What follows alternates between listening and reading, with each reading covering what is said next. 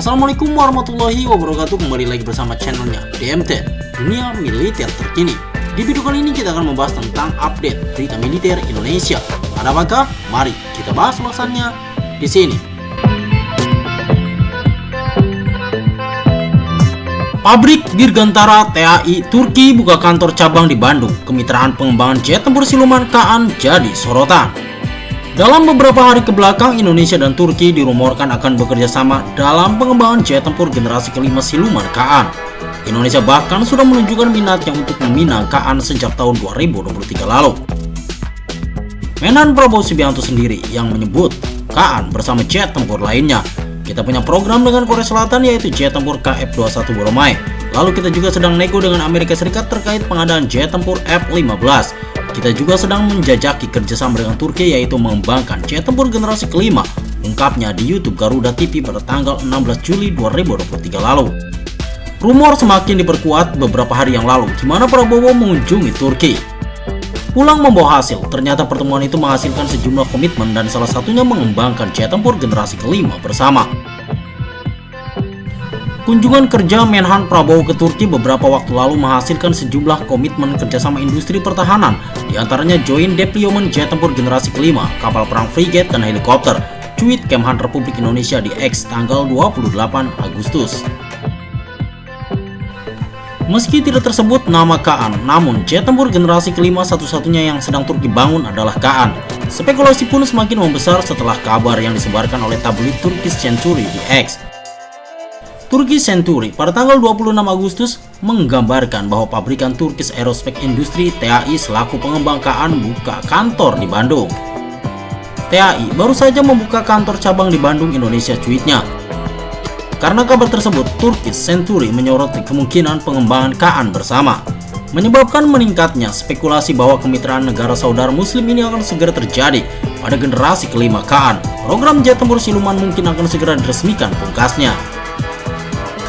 Selebihnya, banyak yang bilang bahwa pengembangan Kaan adalah gerak hati Turki kepada Amerika Serikat. Sejatinya, Turki berminat memiliki jet tempur generasi kelima siluman F-35 buatan negara Paman Sam. Namun karena suatu alasan, Turki dilarang Amerika untuk mendapatkan jet tempur itu.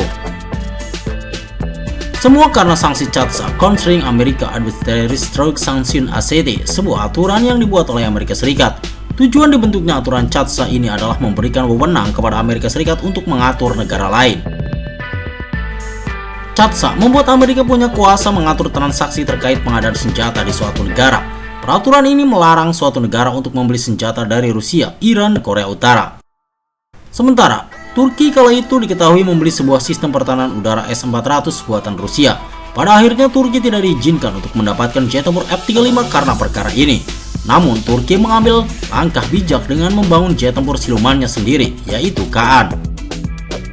Turki berupaya mengembangkan jet tempur generasi kelima miliknya sendiri setelah dikeluarkan dari program F-35. Padahal mereka sudah setuju untuk membeli 100 unit F-35.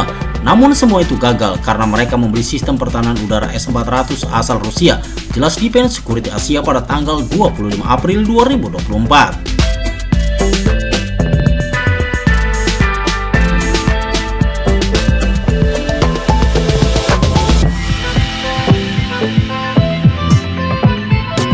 Kita beralih ke berita lainnya. Kekawal ini timbul usai Indonesia kurangi kontribusi proyek jet tempur KF-21. Kontribusi Indonesia untuk pengembangan bersama jet tempur KF-21 Boromai telah berkurang secara signifikan. Awalnya ditetapkan sebesar 1,6 triliun won dan kini telah disesuaikan menjadi 600 miliar won. Komite Promosi Proyek Pertahanan ke-163 menyetujui penyesuaian tersebut, yang juga mencakup pengurangan cakupan transfer teknologi dari Korea Selatan ke Indonesia. Administrasi Program Akuisisi Pertahanan DAPA menyatakan, kami telah menyesuaikan kontribusi pengembangan sistem Indonesia menjadi 600 miliar won dan meninjau serta menyetujui rencana aksi berikutnya, termasuk penyesuaian transfer nilai dan mengamankan dana yang tidak mencukupi. Sebelumnya, Indonesia telah sepakat untuk membayar sekitar 1,6 triliun won hingga Juni 2026. Bertepatan dengan selesainya pengembangan KF-21. Namun dengan alasan kesulitan ekonomi, Indonesia sejauh ini baru membayar sekitar 300 miliar won, mengutip laman Yonhap News. Indonesia juga telah mengusulkan metode pembayaran alternatif seperti sumbangan dalam bentuk barang seperti minyak, kelapa sawit, atau meminta perpanjangan batas waktu pembayaran. Sebagai bagian dari perjanjian, pengembangan bersama Indonesia awalnya seharusnya menerima satu prototipe dan data teknis untuk memproduksi 48 unit di dalam negeri. 6 prototipe KF-21 yang diproduksi sejauh ini menampilkan bendera Korea Selatan dan Indonesia. Namun, dengan kontribusi yang berkurang, penyediaan prototipe menjadi tidak pasti. Seorang pejabat DAPA berkomentar, "Jika Indonesia menginginkan prototipe, kami akan bernegosiasi, tetapi jika nilai total transfer teknologi, termasuk prototipe melebihi kontribusi, Indonesia mungkin harus membayar lebih." Biaya pengembangan KF-21 awalnya ditetapkan sebesar 8,1 triliun won, tetapi DAPA memperkirakan langkah-langkah penghematan biaya akan mengurangi biaya akhir menjadi sekitar 7,6 triliun won. Akibatnya, kekurangan yang akan ditutupi diperkirakan sebesar 500 miliar won, bukan 1 triliun won.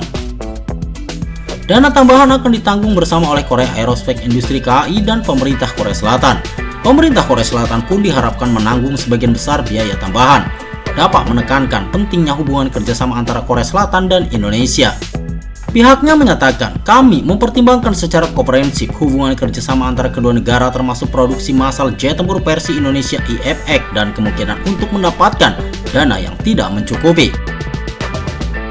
Mereka menambahkan, "Kami akan menyelesaikan negosiasi pembagian biaya dengan Indonesia untuk memastikan bahwa proyek tersebut dapat diselesaikan dengan sukses sesuai dengan harapan publik." Melansir bisniskorea.co.kr, para pelaku industri telah menyatakan kekhawatiran bahwa berkurangnya volume pembelian Indonesia dapat meningkatkan harga satuan KF-21.